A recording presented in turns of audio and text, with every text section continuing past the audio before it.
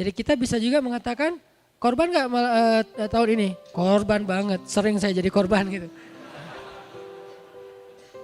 Nah jadi kalau berkorban boleh, berkurban boleh, atau mau disebut dua-dua juga boleh. Korban-kurban boleh lah, yang penting bahagia ya.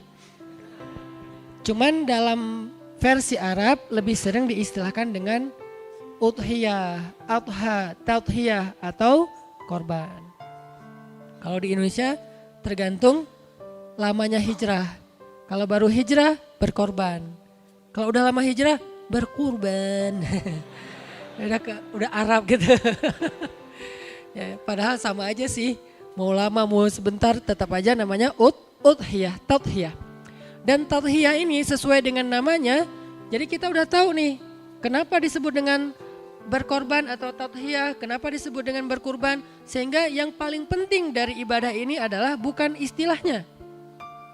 Yang paling penting dari ibadah ini adalah filosofi dan goalsnya. Sehingga ketika misalnya kita menyebut salah satu atau kita mengakui dua-duanya sebagai sebutan yang boleh, maka kita harus mencoba untuk benar-benar mengambil hikmah dari filosofi penamaannya. Kita kemudian mentarget, kita harus mendapatkan goals dari ibadah ini. Karena kalau kita hanya sekedar menumpahkan darah hewan, kemudian mendistribusikan daging-dagingnya, maka kata Allah Subhanahu wa taala tidak akan sampai kepada Allah daging dan darah hewan itu. Tidak sampai kepada Allah daging dan darahnya. Kalau gitu gak usah nyembelih Ustadz. Bukan kayak gitu maksudnya. Allah tetap menyuruh kita nyembelih, tapi yang sampai ke Allah itu bukan dagingnya. Yang sampai ke Allah itu bukan darahnya. Yang sampai kepada Allah adalah takwa di dalam hati kalian. Takwa di dalam hati kalian. Sekarang kita coba cari tahu nih, hubungan takwa dengan ibadah berkurban apa? Sehingga kita mencoba untuk bisa sampai ke target takwa. Sebagaimana ibadah puasa juga ada hubungannya dengan takwa. Semua ibadah emang hubungannya ujung-ujungnya goalsnya adalah takwa sih. Sebagaimana firman Allah di awal Al-Baqarah itu ayatnya, Ya ayyuhan nas, u'budu rabbakumul ladzi khalaqakum walladzina min qablikum la'allakum tattaqun. Wahai manusia, umum ayatnya. U'budu rabbakum. Beribadahlah kalian kepada Rabb kalian. Beribadah ini juga umum karena ini ayat kayak alinea pertama dari rangkaian ayat di bawahnya.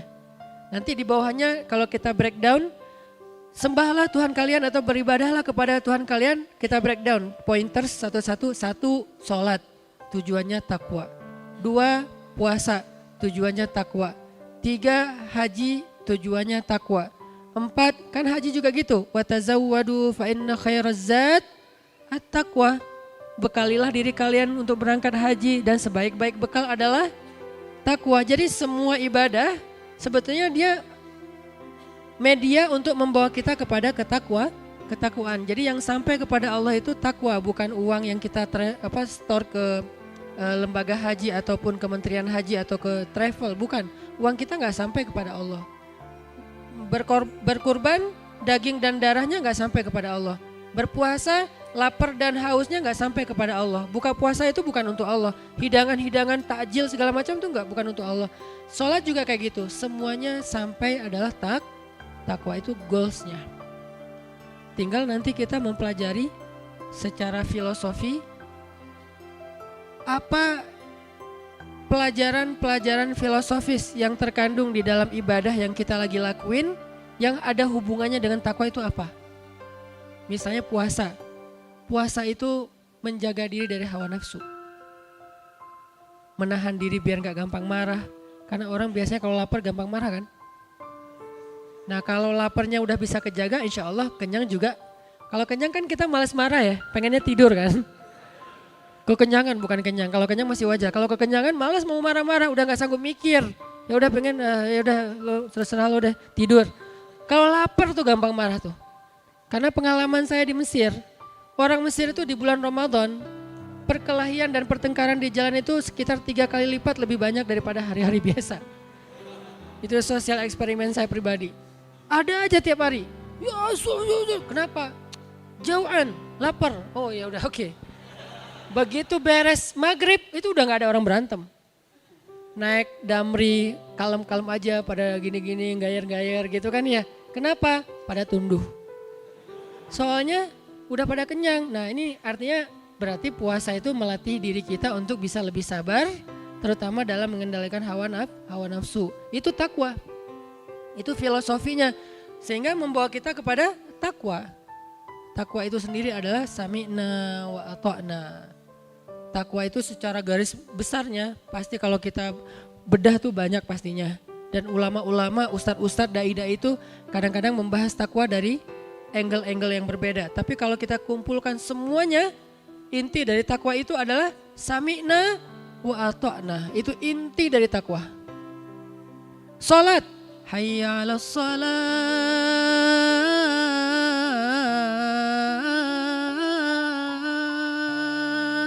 Sami'na wa ata'na. Dengan azan datangin ke masjid. Takwa. Sami'na wa ata'na. Kemudian haji. Labbaik Allahumma labbaik. Labbaik la syarika laka labbaik. Sami'na wa ata'na. Kami penuhi panggilan Allah. Sami'na wa ata'na. Kami dengar, kami taat. Puasa. Hayya 'alas shalah.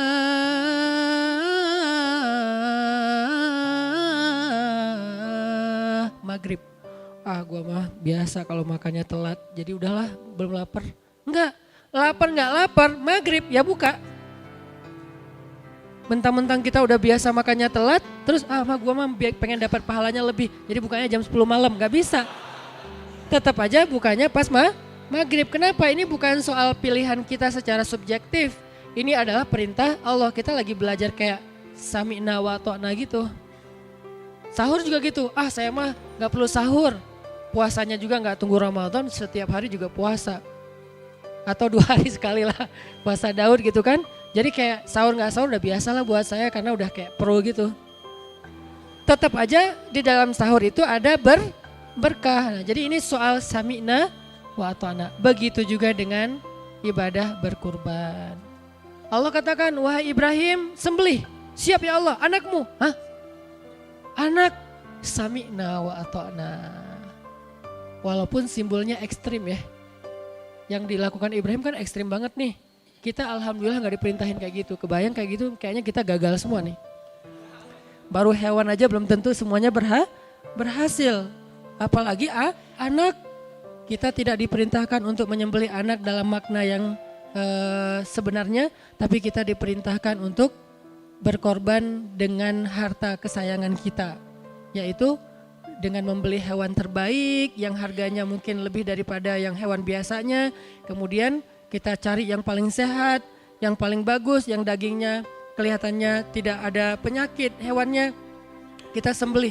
Nah di sini ada unsur takwa yaitu sami'na wa ata'na. Teman-teman yang dirahmati Allah Subhanahu wa taala, tadi kita di sesi pertama membahas satu poin bahwa kurban itu atau adha itu goalsnya adalah meraih ketakwaan atau meraih derajat takwa. Pertanyaannya adalah takwa itu apa dan siapakah orang yang bertakwa? Kalau kita definisiin dan kita bedah satu persatu itu banyak banget kategori takwa, terus juga arti takwa, kemudian juga orang-orang yang takwa itu siapa aja, golongannya dan segala macam banyak. Tapi kalau misalnya kita mau simpulkan yang sederhana, takwa itu adalah apa tadi? Sami'na wa ata'na. Orang yang bertakwa itu orang yang ketika tahu ada perintah Allah, ketika tahu ada larangan Allah, dia mau mentaati perintah Allah dan meninggalkan larangan Allah. Itulah inti dari takwa. Nah, orang yang bertakwa ini kemudian diklasifikasi lagi dengan level-level yang berbeda, grade-nya beda-beda. Tergantung apa?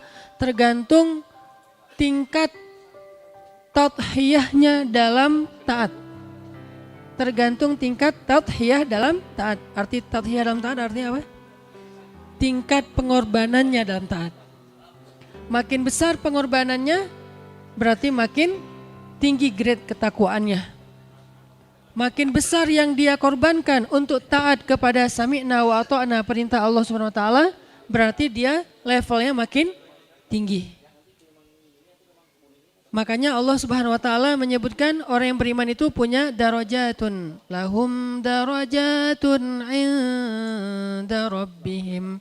Mereka itu bertingkat-tingkat di sisi Allah. Bertingkat-tingkat, beda-beda tingkatannya. Dan tingkatan ini nanti akan menjadi tempat mereka di dalam surga Allah Subhanahu wa taala sesuai dengan tingkatan ketakwaannya di dunia. Makin besar tadhiyahnya dalam ketaatan, untuk pakai hijab dia pengorbanannya berat. Kenapa? Dia harus membatalkan kontrak kerjaannya. Dia harus diputusin oleh seseorang yang dia sayangin. Oh ya. Batalin kontrak gak ada biasa aja gitu kan. Diputusin gitu, oke. Terus dia harus kayak dibully gitu di gengnya, di grup WhatsApp-nya, sampai akhirnya dia di left sama grup gitu. Dia harus ngerasain susah payah untuk membenarkan jilbabnya, terus kepanasan, agak-agak gimana rasanya awal-awal mungkin masih kagok. Nah ini tadhiyah namanya, pengorbanan. Makin berat ujian ketika dia pengen taat kepada Allah, berarti makin tinggi derajat ketakwaan yang dia miliki. Makin tinggi derajat ketakwaan yang dia miliki, reward di sisi Allahnya juga makin gede. Apa janji Allah untuk orang yang bertakwa yang paling terkenal itu apa? Wa may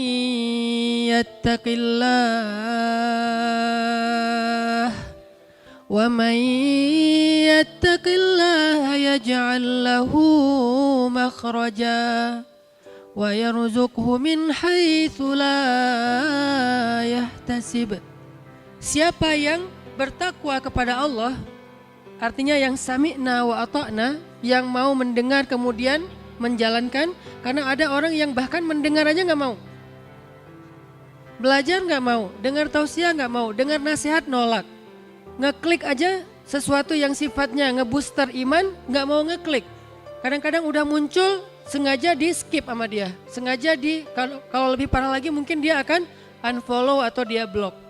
Nggak mau sami'na, apalagi ata'na. Ada juga orang yang sami'nanya udah bagus nih, dengerin booster, dengerin ceramah baik itu online maupun offline, off air, event, taklim segala macam, baca teks, broadcast, udah mau nih sami'na, tapi ata'nanya mikir-mikir, dia pilih-pilih yang ringan-ringan sami'na wa ata'na. Yang berat-berat sami'na titik. Belum langsung wa ata'na, dia pilih-pilih. Nah, ini namanya darajatun, beda-beda tingkatannya. Makin dia sami'na wa ata'na walaupun berat, wa may yattaqillaha yaj'al lahu makhraja. Tenang aja, kesusahan dan pengorbanan yang kita alamin untuk bisa taat kepada Allah, nanti akan Allah bukakan jalan keluarnya. Makhraja, itu duluan yang Allah bahas. Sebelum Allah bahas yang lain, itu duluan. Kenapa? Karena Allah tahu untuk takwa itu kadang-kadang kita butuh yang namanya tadhiyah. Sehingga janji pertama yang Allah tawarkan kepada orang yang bertakwa di surat At-Tolak itu apa? Makhraja, jalan keluar. Dan pertanyaan lebih agak sedikit iseng. Kenapa Allah letakkan ayat tentang janji-janji untuk orang bertakwa di dalam surat yang isinya adalah tentang diputusin? Kan itu namanya surat diputusin kan? At-Talak. Talak itu kan diputusin, betul nggak? Diputusin oleh siapa? Suami. Mungkin nggak semua orang mau menerjemahkan. Kalau mampu insya Allah banyak yang mampu. Tapi mau menerjemahkan dengan bahasa kaum.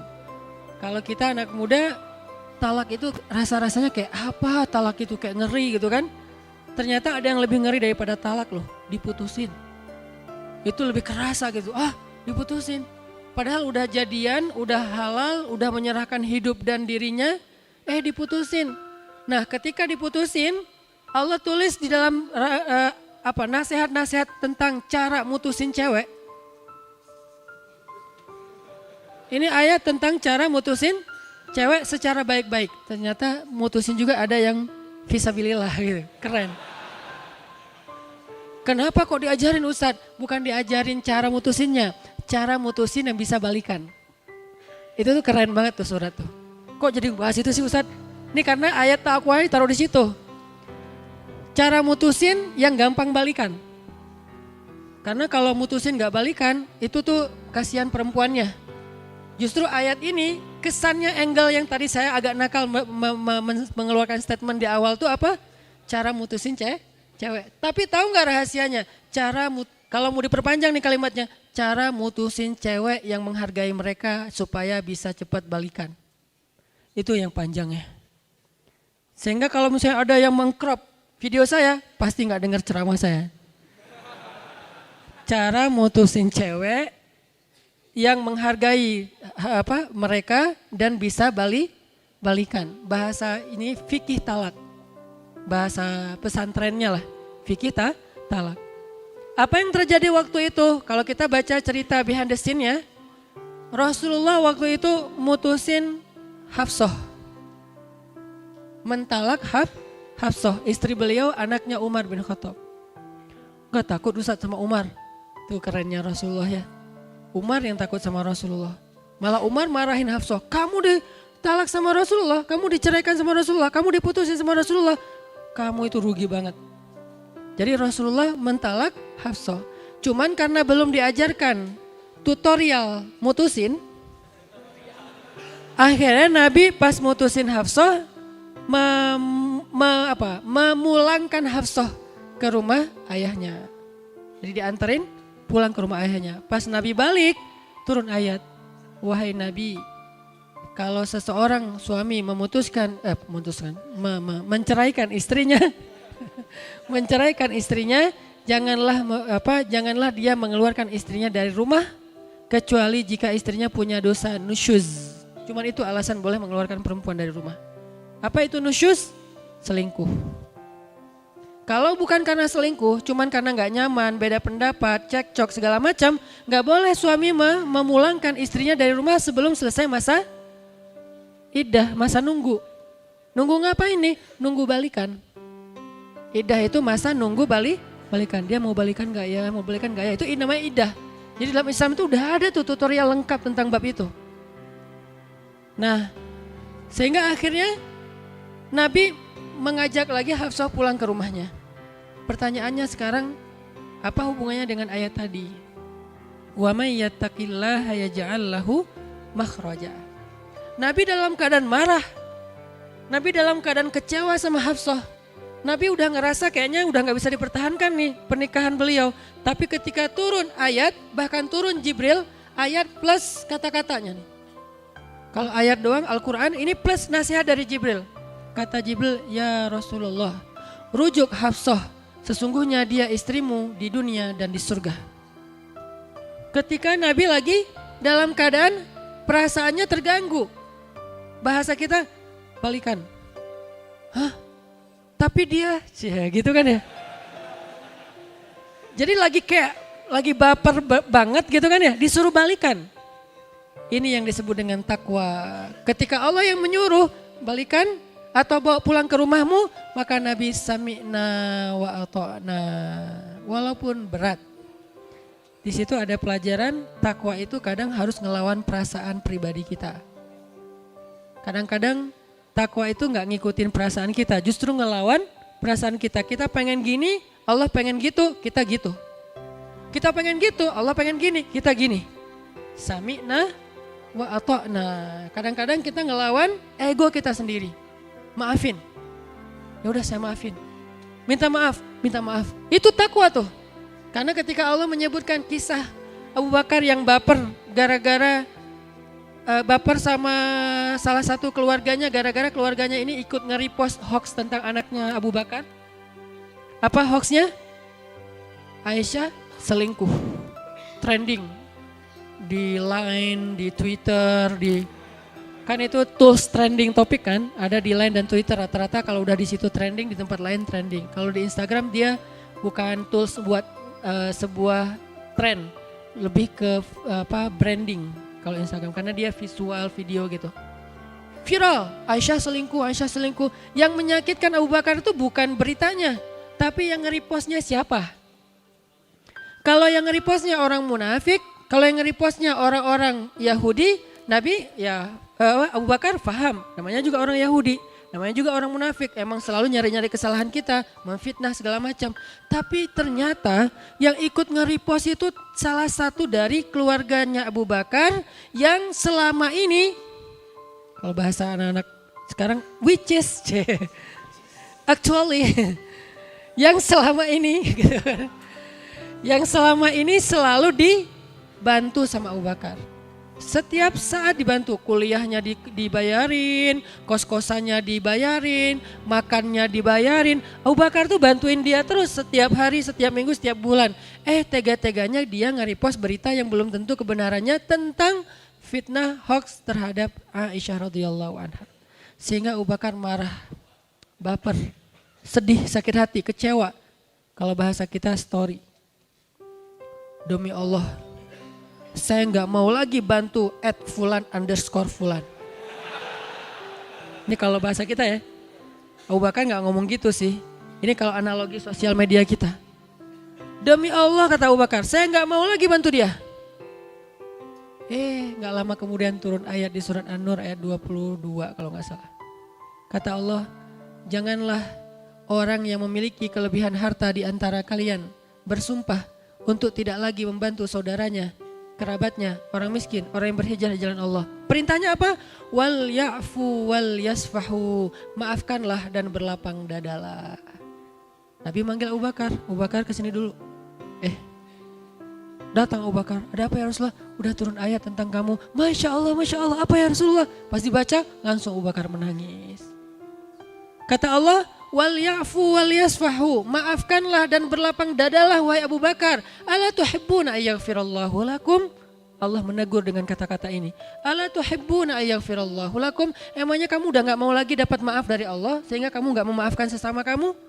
Langsung Abu Bakar menangis dan beliau menjawab, bala ya Rabbi, tentu ya Allah saya masih butuh banget maaf darimu, dosa saya banyak, butuh banget ya Allah, tentu. Langsung Assalamualaikum, Waalaikumsalam, pamitan dari Rasulullah, langsung pulang ke rumahnya ngambil barang-barang hadiah yang banyak, pergi ke rumah Fulan_Fulan tadi, sampai di rumahnya, Fulan maafin aku ya, ini hadiah buat kamu, masih sebanyak-banyaknya. Kenapa? Apa Abu Bakar gak sakit hati? Sakit. Apa Abu Bakar gak marah? Marah, buktinya dia sumpah. Terus kenapa kok langsung minta maaf, memaafkan dan kasih hadiah? Ini yang disebut dengan sami'na wa ata'na. Inilah orang bertakwa. Bukan gak pernah salah, bukan gak pernah keliru, bukan gak pernah bikin dosa. Karena orang bertakwa gimana-gimana juga manusia, dia kadang-kadang salah. Tapi dia tuh merecovery, menyelesaikan masalahnya tuh cepet banget. Karena apa? Perintah Allah SWT, spontan gitu. Apakah kita udah mampu ngelawan ego kita sendiri?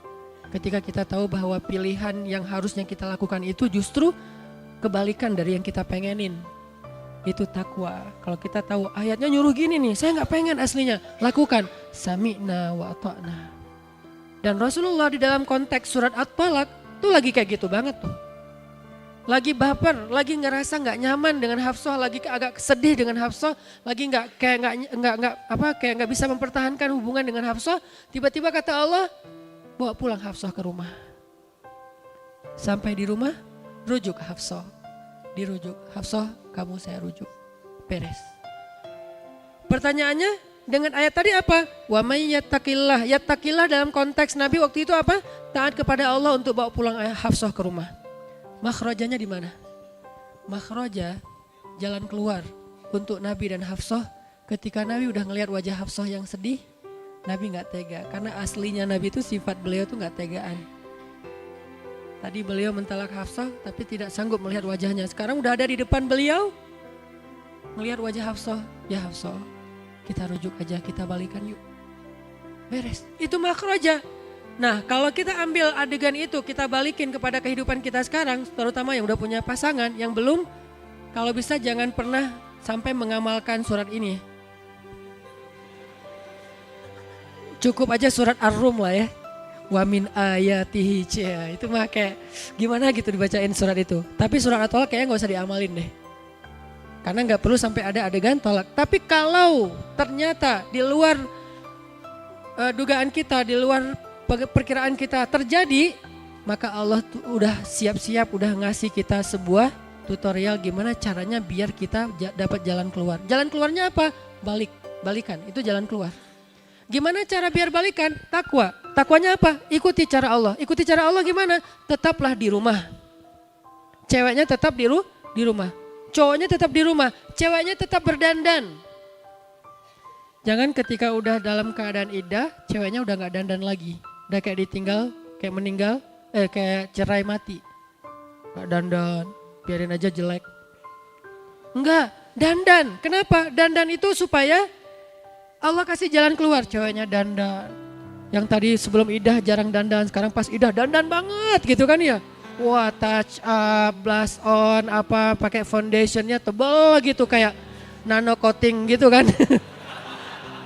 Kan foundation tuh kayak nano coating kalau di mobilnya. Wah, tebal banget, kinclong gitu kan ya.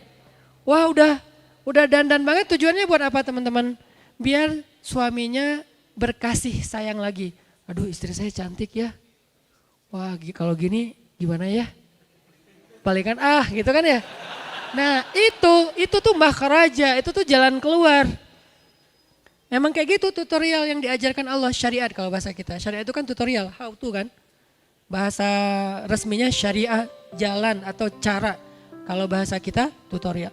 Kayak gitu syariatnya. Ceweknya berdandan, masakin buat suaminya masakan yang enak, siapin kopi, suaminya tetap ngasih nafkah buat istrinya, tetap bekerja, pulang capek-capek. Makin dia capek pulang ke rumah disiapin makanan, makin berasa kasih sayang mereka. Kalau tidur-tiduran aja disiapin makanan kan males ya, biasa aja gak lapar kan. Tapi makin lapar di luar, makin capek di luar, pulang dipijitin. Pulang disiapin air anget, pulang terus diguyur. Ya jadi kerasa gitu, yang satu capek, yang satu pengertian, kan pas tuh, klop banget kan. Yang satu capek, yang satu pengertian. Akhirnya lama-lama mereka mulai, tadi diam-diaman aja. Pak, mau dimasakin air panas? Terserah. Awalnya nih, tapi disiapin air panasnya, gak usah bete dulu, siapin. Pak udah siapin tuh air panasnya, mungkin di tempat mereka gak ada water heater misalnya. Siapin air panas. Siapin air panas, mandi, disiapin handuknya wangi. Padahal yang kemarin juga baru pakai langsung diganti lagi, mumpung dalam masa iddah. Pokoknya kalau lagi masa iddah special treatment aja. Wah semuanya sampai lama-lama mulai nyaman, udah mandi pakai air hangat tuh kan badan kayak segar gitu kan. Antara pengen ngeteh, ngopi, udah disiapin di meja. Sebelahnya ada bon banyak listrik apa segala macam. Minta di reimburse. Jadi artinya kayak mereka tuh kayak bertahap karena serumah, jadi kayak ada interaksi gitu. Kebayang nggak kalau misalnya mereka beda rumah, jadi kan nggak ada interaksi nih. Karena nggak ada interaksi, akhirnya kayak nggak ada kesempatan mereka balikan. Makanya Allah membuat syariat tetap serumah, tetap dandan, tetap cari nafkah. Di rumah nggak usah pakai jilbab karena masih muhrim. Udah aja pakaiannya yang biasa kayak di rumah, kalau perlu lebih luar biasa dikit. Kalau sebelum masa iddah biasa, sekarang luar biasa gitu. Kan halal kan? Jadi saya nggak ngomong sesuatu yang negatif, ini halal. Kalau ada yang mikir macam-macam berarti itulah konsekuensi masih sendiri ya. Jadi dia kayak, wah akhirnya maaf pikirnya emang kayak gitu nih. Ketika malam hari, setelah sehari, 2 hari kan iddah itu 3 kali suci. Sebulan, kan berat buat cowok kan ya. Ngerti kan? Ya gitulah pokoknya, berat. Udah sebulan, aduh gimana ya. Mulai culang-cileng gitu kan. Nah begitu udah sebulan, ceweknya makin kesini tuh makin dandannya tuh makin keren. Jangan terlalu menor juga sih bikin ilfil ya. Ya standar lah, keren lah, natural tapi dia kayak gitulah. Jadi suaminya tuh aduh gimana ya, akhirnya maaf. Kalau mereka dalam masa iddah itu suatu saat akhirnya suaminya datang kepada istrinya. Lalu mempergaulinya secara terhormat, secara baik-baik, secara halal. Maka otomatis mereka udah balikan. Udah rujuk. Dan itu bahasa Al-Quran udah dapat jalan keluar. Apa jalan keluarnya? Mereka damai. Ustadz, saya agak penasaran nih. Pas mereka datang kayak gitu tuh, terus mereka ngomongnya, kita balikan yuk atau gimana Ustadz? Gak perlu akad, gak perlu, saya terima nikahnya, gak perlu. Kan kita udah cerai, gak. Begitu mereka melakukan hubungan suami istri secara terhormat dan halal, terjaga kesuciannya, maka saat itu juga mereka sudah rujuk. Kalau nyesel setelah itu yang penting udah rujuk. nyesel, saya semalam nggak mikir soalnya saya apa, udah biarin aja. Yang penting udah rujuk. Nah itu yang kata Allah, itu yang kata Allah makhraja, jalan keluar. Itu cuma satu kasus ya, contoh doang kayak sampel lah. Nah nanti ada lagi kasus-kasus yang lain dan itu berlaku kaidah yang sama. Kaidahnya apa? Pokoknya ikut aja deh maunya Allah tuh apa. Kalau kita tahu Allah, ya ayyuha, apa ya Allah? Ternyata kafirun, oh bukan saya. Makanya jangan ya ayyuha udah langsung labbaika, enggak. Tunggu dulu ya ayyuha siapa nih? Kalau ya ayyuhal kafirun jangan. Kalau ya ayyuhal ladzina amanu oke lah, labbaika ya rabbi. Aku penuhi panggilanmu ya Allah. Nah kalau Allah udah manggil, baik itu teksnya Al-Quran, teksnya azan, teksnya hadis, teksnya nasihat dari para ulama, maka ikutin aja tuh. Sami'na wa ata'na, sami'na wa ata'na. Berat Ustadz, sami'na wa ata'na. Makin berat berarti makin tauhiyah, makin besar pengorbanannya. Makin besar pengorbanannya, makhrajanya tuh makin indah. Wa yarzuqhu min haitsu la yahtasib, dikasih rezeki yang tidak terduga-duga. Makin berat pengorbanannya, makin rezekinya lebih tak terduga lagi. Sampai nggak ada dugaan sama sekali, sampai bingung ini mana gitu. Saking gedenya rezeki yang Allah kasih, sampai kita kayak apa ini? Kenapa kayak gini? Ini luar biasa. Sampai kaget sendiri, saking besarnya yang Allah berikan. Terus apalagi yang Allah janjiin? Wa may yattaqillaha yaj'al lahu min amrihi yusra. Di ayat di bawahnya. Siapa yang bertakwa kepada Allah dengan pengorbanan-pengorbanannya, Allah jadikan segala urusannya jadi mudah. Makin besar pengorbanan, makin mudah hidupnya. Udah selesai? Belum. Wa may yattaqillaha yukaffir anhu sayyi'atihi wa yu'zim lahu ajra. Makin besar pengorbanannya, makin besar dosa yang Allah ampunkan untuk dia dan makin besar kebaikan yang Allah sediakan di akhirat untuk dia. Ini Allah janjikan untuk orang yang bertakwa. Makanya erat banget hubungannya antara takwa dengan tauhiyah. Sehingga kalau kita hubungkan, kita ambil filosofinya, tauhiyah itu lagi belajar berkorban fisabilillah. Jadi adha, ibadah idul kurban adalah belajar korban. Berkorban di jalan Allah. Ustaz saya udah ngasih lebih dari itu, Ustaz saya udah sedekah sekian ratus juta. Itu berapa sih sapi cuma 16 juta sekian misalnya?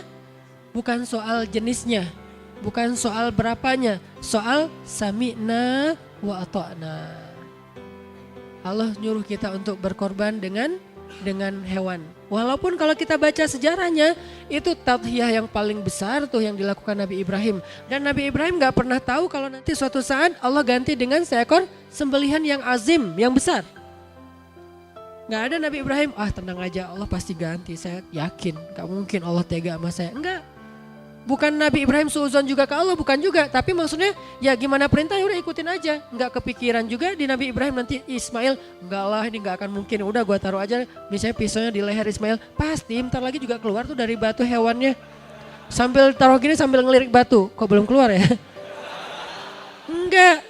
Itu mah akal-akalan kita ya dalam ketaatan kita. Nabi Ibrahim tuh murni karena beliau orangnya hanif. Tahu enggak orang hanif itu artinya apa? Ya gitu.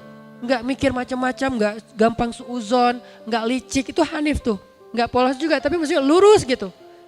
Akal dan hati beliau itu nggak terkotori dengan wasawis, dengan zunun, dengan godaan, dengan prasangka, nggak ada sama sekali. Ya Allah perintahkan nyembelih anaknya, ya udah.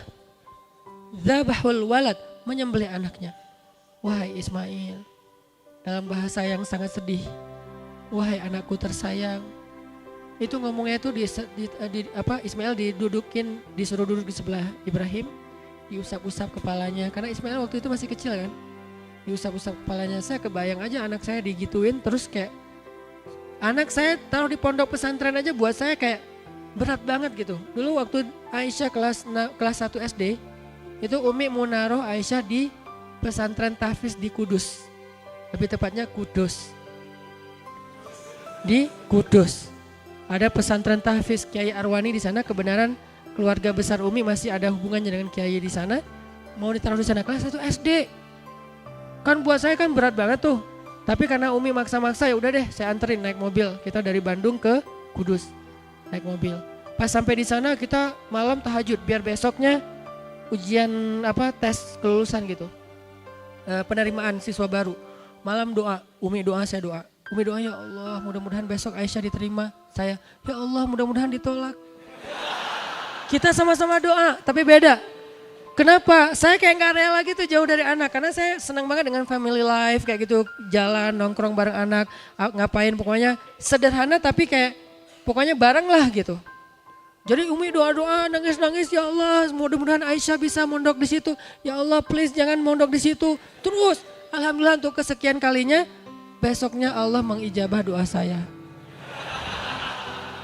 Aisyah pas dites gak mau bunyi. Padahal dia udah hafal juz 30 tapi dia gak mau bunyi. Kata ustadznya, Aisyah coba baca. Aisyah, baca ini sayang baca. Gak mau lama sampai 15 menit gak baca. Akhirnya ya udah istirahat dulu maksudnya ke rumah pulang gitu. Ya udah istirahat dulu ya. Dalam hati saya, alhamdulillah. Uminya innalillah. Terus kita pulang nih naik mobil kan dari Kudus ke Bandung. Sepanjang jalan Uminya dia aja nangis. Saya nyetelin lagu lah. Wes. Beda banget kita imannya. Ini kacau nih ayahnya nih. Karena kita nggak sefrekuensi mungkin ya. Dia soleha banget, saya ya gitulah pokoknya. Nah kemarin Aisyah udah kelas 6 SD. Janji saya jangan SD deh, SMP aja. Nah pas udah kelas 6 SD sekarang kemarin lulus. Masuklah pondok pesantren yang ada di Bandung sebetulnya nggak jauh tapi bisa ketemu sebulan sekali doang jadi kayak sama aja kayak jauh gitu. Saya udah nyari-nyari cara, modusnya apa? Nganterin obat biar bisa ketemu anak. Katanya titipin aja ke TU Pak. Terus Aisyah kayak bibirnya sariawan. Aisyah tuh bibirnya kalau kayak gitu tuh harus ke dokter. Saya punya dokter langganan saya. Udah kasih madu aja Pak. Aduh Jadi tetap gak bisa ketemu sebulan sekali itu aja buat saya tuh udah kayak pengorbanan berat banget. Kebayang gak Ismail? Saya hanya membayangkan itu aja nih. Baru pengorbanan kecil-kecilan receh banget lah ya. Naruh anak di pondok. Dan kebenaran dua-duanya lagi sekaligus. Maryam kelas 5, Aisyah kelas 1 SMP. Dua-duanya sekaligus masuk ke pondok tahfiz. Ketemunya sebulan sekali. Jadi saya bilang buat saya kalian semua itu adalah baterai. Karena sekian jadi dibagi gitu. Jadi kalau ada satu orang yang pergi, baterai saya hilang 10%. Sekarang saya baterainya hilang 20% saya bilang. Jadi kalau kamu ngelihat saya kayak agak kurang semangat hidup gitu. Itu karena baterai saya berkurang 20%. Gak bisa ngedownload yang berat-berat gitu kan karena kuotanya lagi terbatas. Itu selama sebulan lah ya, berat gitu. Alhamdulillah kemarin saya disuruh tausiah sebagai wali murid, wajib kan? Disuruh tausiah di pesantrennya Aisyah, saya langsung yes gitu kan ya. Wah tausiah kan bisa ketemu sama ustadznya, ustadz kan saya tausiah ya. Saya biasanya kalau tausiah itu harus tahu gimana kondisi di tempat itu dulu, jadi saya nggak bisa datang mepet-mepet gitu. Tausiahnya Isya, datangnya jam 9 pagi. Ustadz udah datang? Iya biar lebih nyaman, jadi saya kayak menghayati dulu kondisi masjidnya kayak gimana apa. Ngelihat anak saya lewat, Aisyah, Baba gitu, sini. Gak bisa. Aduh itu mah berat banget. Itu baru pengorbanan kecil.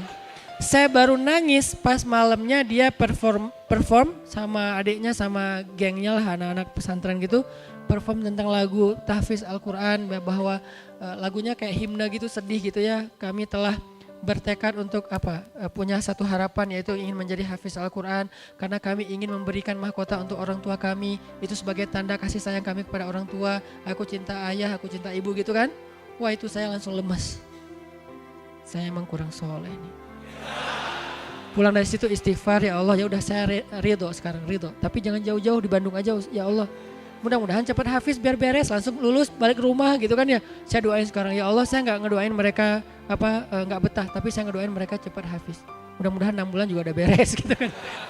Walaupun kurikulumnya sih 6 tahun.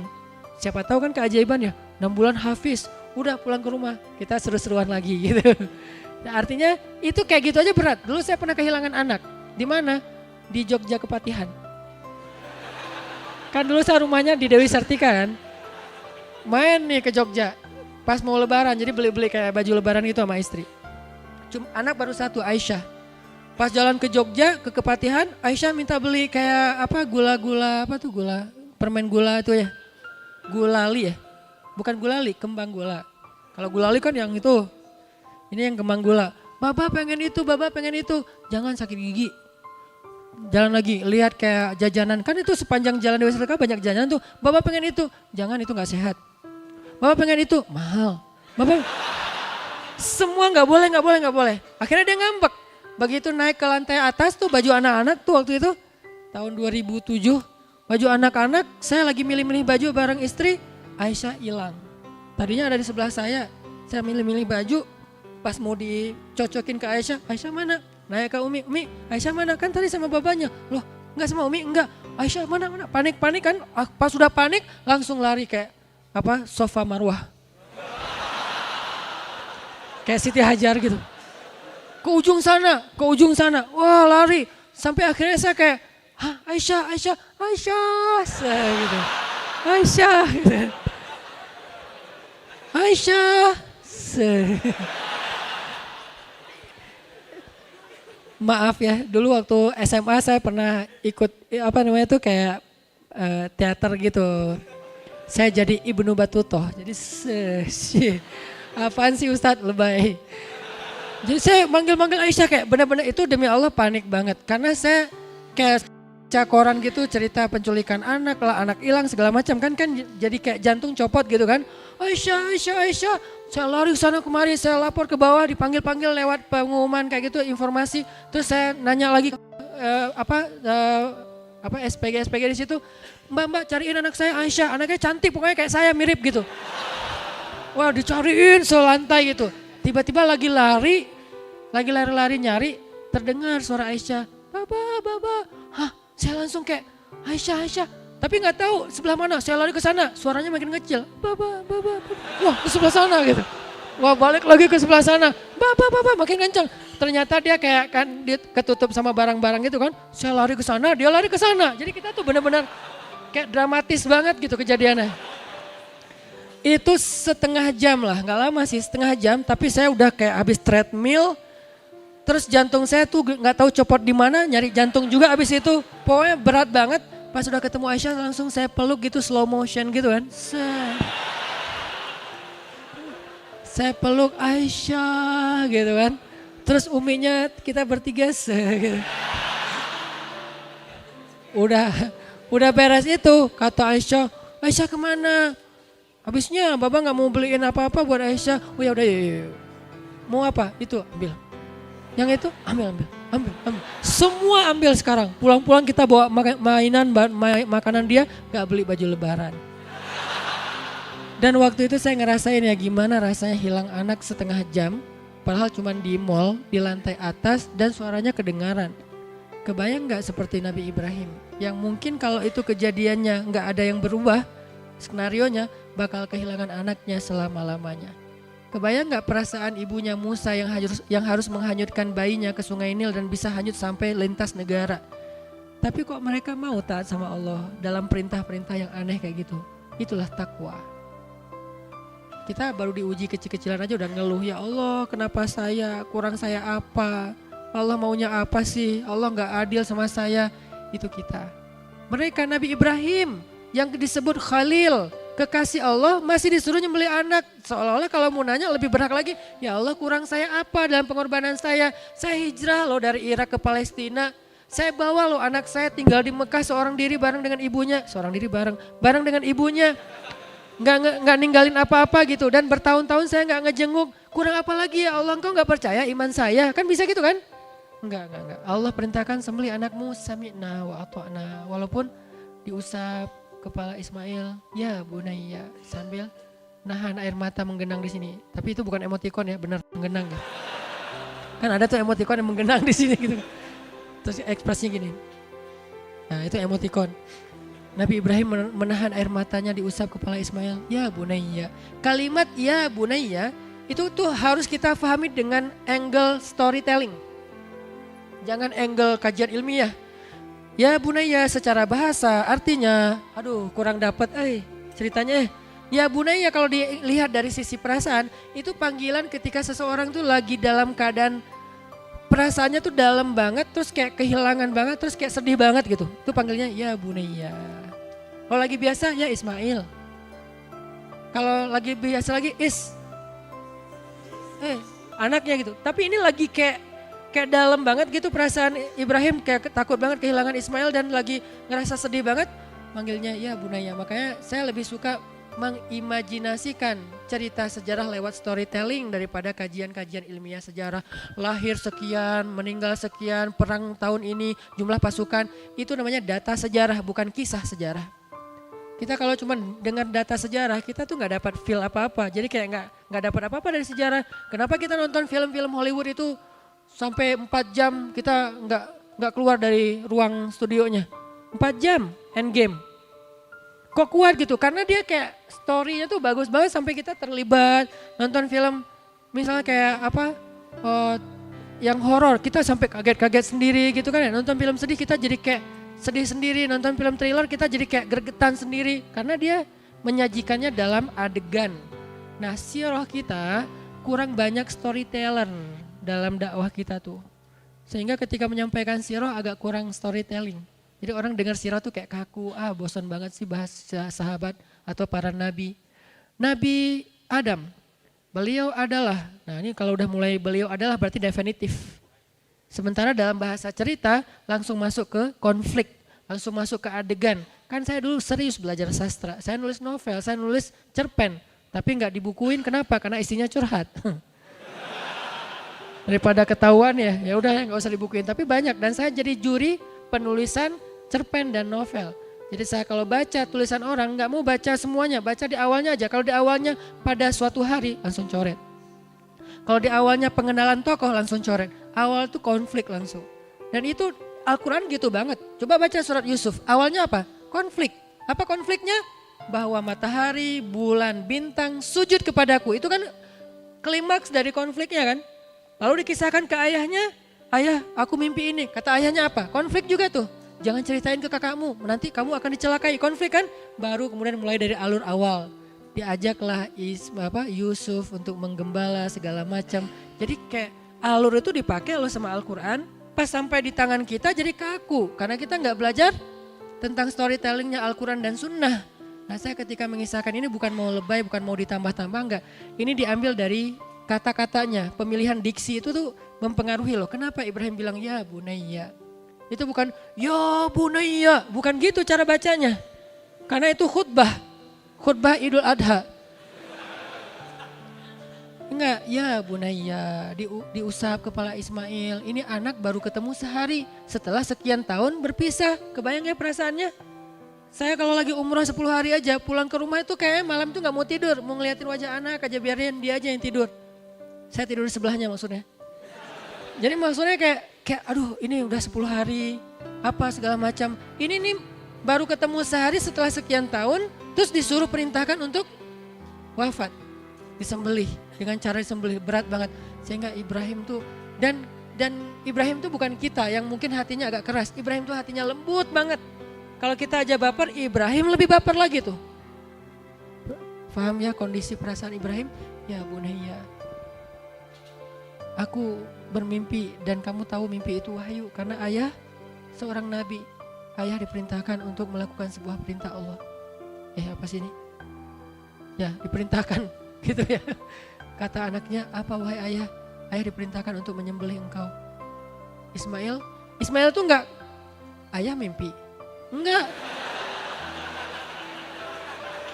Jadi gara-gara mimpi, enggak gitu. Ismail tuh soleh. Ayah, aku enggak salah dengar kan?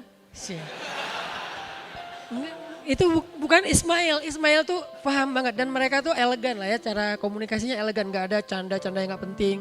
Jadi ketika Ibrahim bilang, aku diperintahkan menyembelihmu wahai anakku tersayang lagi, ya bunayya. Terus Ismail jawabnya juga gitu, baper berat. Bahasanya apa? Ya abati. Ya abati itu kasih sayangnya juga dalam. Wahai ayahku tersayang. Yang baru ketemu, aku masih kangen banget sama ayah. Aku belum pernah ngerasain hidup tumbuh bersama ayah. Selama ini sama ibu aja. Aku belum pernah main sama ayah, berburu bareng dengan ayah seperti anak-anak yang lain. Baru juga sehari ketemu dengan ayah. Itu perasaan yang tidak dia ungkapkan kecuali dengan satu kata, ya abati. Ibrahim juga begitu, wahai anakku, ayah tahu, ayah baru ketemu kamu dari sejak kamu kecil tuh ayah udah ninggalin kamu, ayah kangen banget sama kamu, ayah pengen ngajak kamu ke masjid, kita bangun masjid berdua, kita berburu bareng, kita main bareng, kita tidur cerita-cerita tentang para nabi sebelum tidur. Wahai anakku, ayah masih kangen sama kamu, baru juga sebentar kita ketemu, tapi Allah perintahkan ayah untuk menyembelih kamu. Wahai ayah, aku masih kangen sama ayah, aku pengen ngerasain seperti anak-anak yang lain yang normal punya ayah mereka. Kalau mereka jalan kemana dipegangan tangan sama ayahnya, naik keledai boncengan sama ayahnya. Ya abati, tapi gak apa-apa ya ayah, lakukan perintah Allah. Ini kebayangnya solehnya dua orang ini dahsyat banget nih. Lakukan perintah Allah ya ayah, aku akan bersabar. Ibrahim mendengar cerita itu makin sayang sama Ismail dan makin berat hatinya. Kalau anaknya protes-protes mungkin agak sebel dikit ya, kamu udah tahu perintah. Ini nih kan orang kadang-kadang makin dibenturin kan makin jadi kan. Ini enggak, makin dia kayak nurut, makin dia pasrah itu kan makin gak tega kan. Itu tuh berat banget loh buat Ibrahim. Terus mereka berdua pagi-pagi jalan gak ngomong-ngomong ke Hajar. Kalau akan ada adegan itu, Hajar kirain Ibrahim mau ngajak Ismail berburu. Bawa golok, bawa apa, dikirain mau berburu, jalan. Pas sampai di daerah Mina, Ismail bilang, ayah, asah pisaunya yang tajam biar aku gak kesakitan.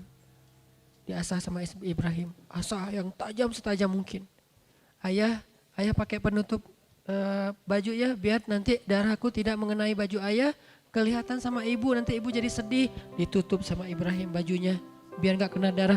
Jadi di sini ada adegan-adegan kecil yang jarang dibahas, menunjukkan bahwa kedua-duanya yakin bahwa adegan penyembelihan bakal terjadi. Gak menduga ada seekor hewan sembelihan, gak sama sekali.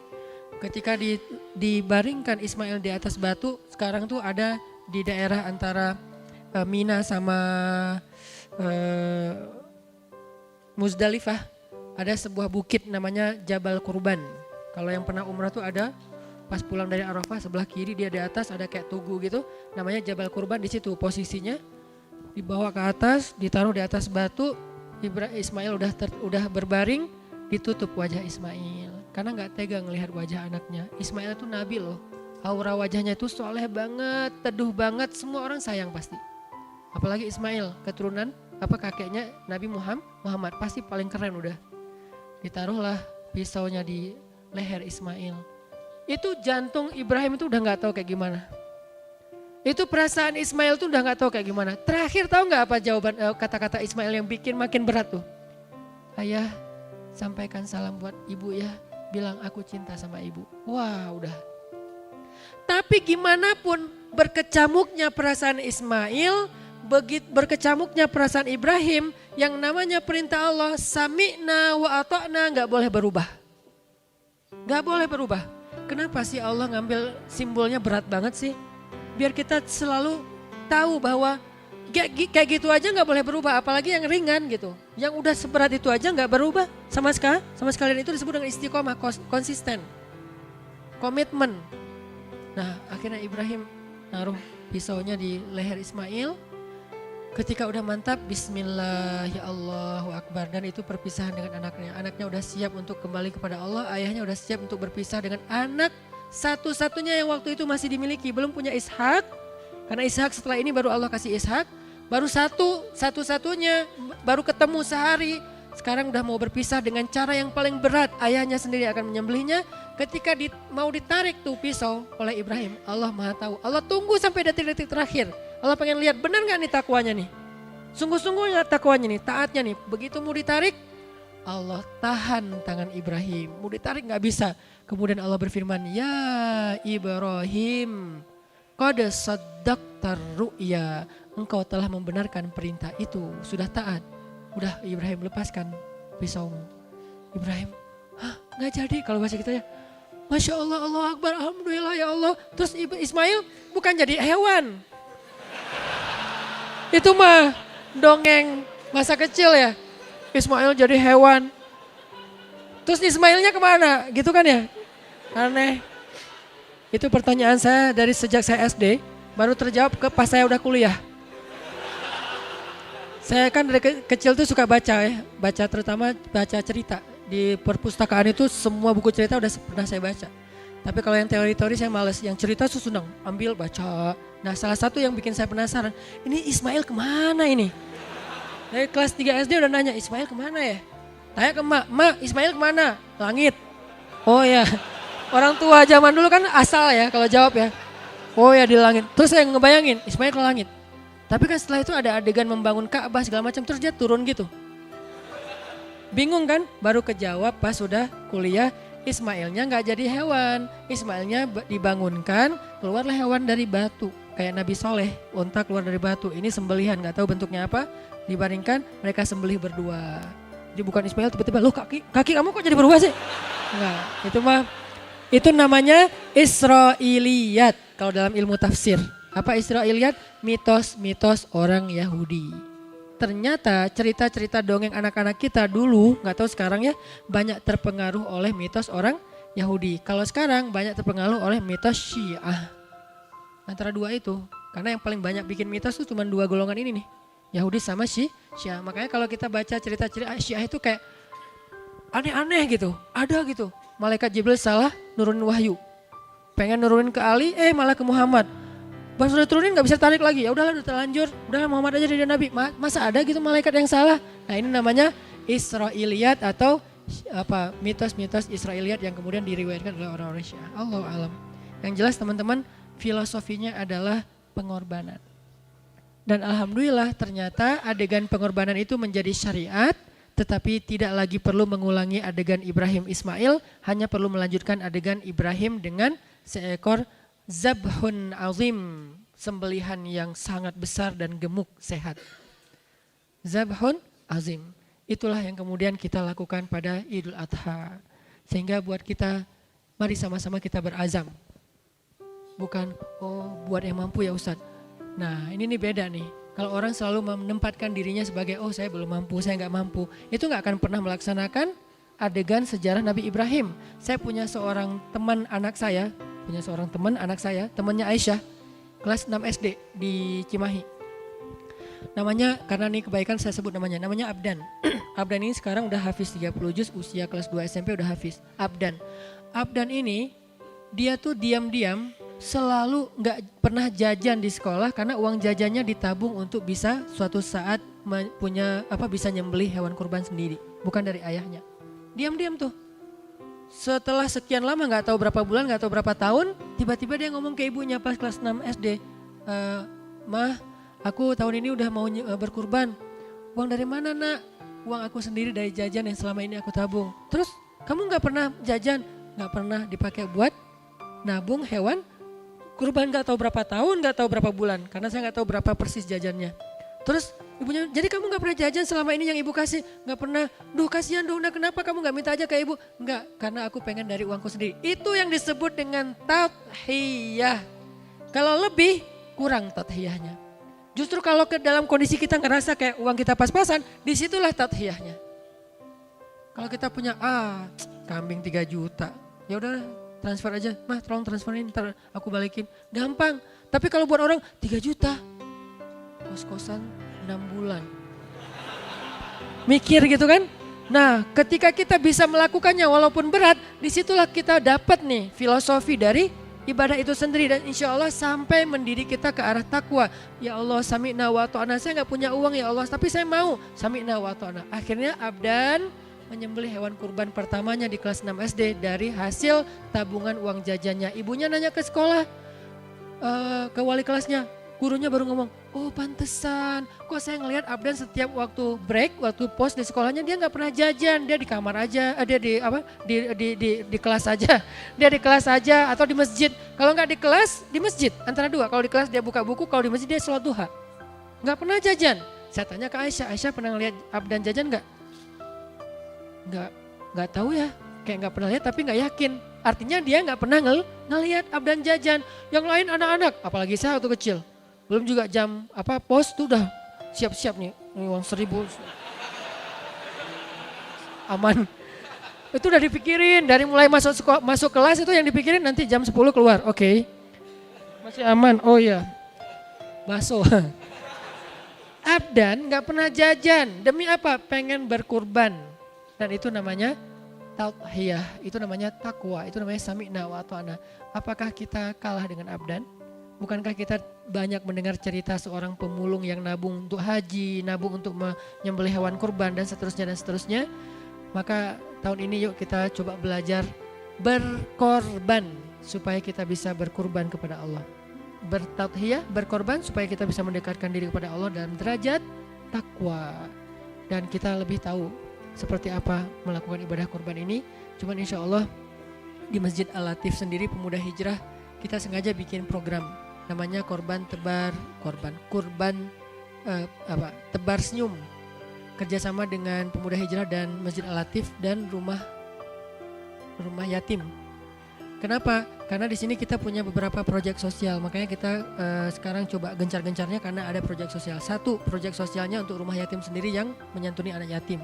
Jadi dari sebagian kecil dari keuntungan dagang, kan mereka dagang kan hewan kurbannya dari vendor. Dari perdagangan hewan kurban ini nanti diambil buat menyantuni anak yatim. Satu.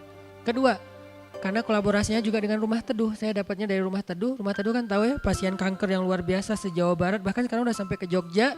Mereka pengen bikin program untuk pasien Rumah Teduh, keluarga pasien dan tetangga-tetangga tempat Rumah Teduh. Biar tetangganya ini enggak merasakan kenyamanan dari hadirnya Rumah Teduh. Bukan ngerasa cuman ada orang yang sakit, mungkin dengan aroma yang gak enak. Karena cancer itu kan kadang-kadang aromanya gak enak gitu kan. Belum lagi limbah orang yang sakit. Sekarang kita entertain sedikit dengan hewan kurban. Oh ya udah, alhamdulillah ya ada Rumah Teduh, kita dapat hewan kurban lebih banyak dari yang lain. Nah ada kayak bonding dengan tetangga juga. Ini program Rumah Teduh. Yang ketiga, Pemuda Hijrah punya beberapa komunitas binaan. Baik dia komunitas maupun personal, kita pengen ngasih yang agak lebih banyak dari biasanya supaya itu jadi kayak ngerangkul binaan-binaan dakwah. Supaya nanti insya Allah kan dakwah Pemuda Hijrah ini dakwah komunitas. Kayak kemarin misalnya saya coba kolaborasi dengan teman-teman. Kalau biasanya dengan Sapma, sekarang mulai tambahin dengan teman-teman PP Jawa Tengah, nanti abis ini PP Jawa Timur, Jawa Barat, Jakarta dan lain-lainnya kita bisa bareng. Tapi kalau pusat sih udah sebetulnya. Nah ini butuh dirangkul. Salah satu cara merangkul itu takliful qulub, membujuk hati, salah satunya dengan kebaikan-kebaikan atau hadiah. Nah ini program-program dakwah kita, sehingga saya secara pribadi dan mewakili Pemuda Hijrah dan Al-Latif mengajak kalau teman-teman pengen support program dakwah plus berkurban tapi sekaligus mensupport program dakwah yang tadi, anak yatim, pasien kanker, kemudian binaan dakwah, yuk berkurban bareng dengan Pemuda Hijrah dengan Masjid Al-Latif. Di depan tuh udah ada booth 2 buat kurban, satu buat ikhwan, satu buat akhwat. Silakan nanti mendaftar di sana. Ustadz kalau rezeki kita kurang gimana? Allahu alam, teman-teman lebih tahu kemampuannya. Kalau misalnya bisa patungan, Ustadz kalau kita patungan gimana? Kan jadinya bukan berkurban. Ya udah, anggap aja ini bagian dari sedekah kita tapi di waktu berkurban. Karena itu bukan berkurban karena hitungannya bukan satu orang, tapi rame-rame. Kalau bisa sendiri lebih bagus lagi. Ustadz kalau kita dengan pasangan apakah perlu satu-satu? Bagus. Tapi satu mewakili keluarga juga cukup. Tahun ini insya Allah ini bukan riak karena saya tahu ada yang lebih dahsyat dari saya. Saya berkurban di 2 tempat. Di Suriah saya berkurban, di Indonesia saya berkurban. Jadi kita saya coba ambil sapi, nanti biar dibaginya lebih banyak. Kemudian di Suriah juga saya udah transfer lewat Golden Future. Karena Golden Future kan langsung terjun ya. Jadi saya berkurban juga di Suriah. Mudah-mudahan saya lagi merencanakan, mudah-mudahan kalau bisa, kalau saya Suriah mungkin istri di Palestina, istri di Yaman. Kok 2 Ustaz? Ya 2, gitulah.